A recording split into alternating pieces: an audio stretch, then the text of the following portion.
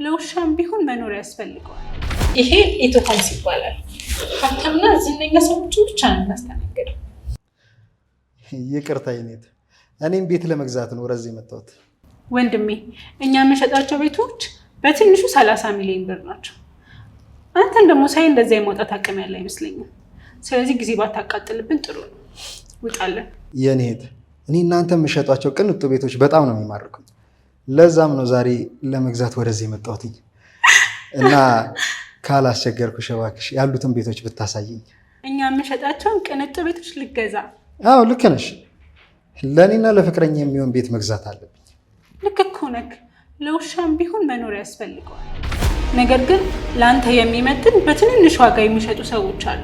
ጊዜያችንን ባታቃጥልብን ጥሩ ነው። አሁን ቤቱን ለቀውጥ። ይሄ እንኳን አግባብ አይመስለኝም። ስለ እኔ ምንም ሳታውቂ ልታባርኝ አትችልም። ሳዩት ያላማረ ሲበሉት ያቅራል አለች አያቴ።